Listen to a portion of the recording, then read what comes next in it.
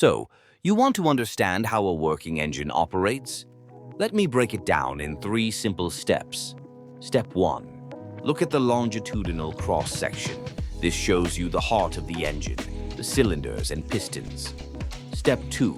Notice how fuel and air mix in the combustion chamber. This is where the magic happens, creating power. Final step. Observe the exhaust system, releasing gases after combustion. And there you have it, an engine in action, all laid out for you. Want to dive deeper? Check out our full guide.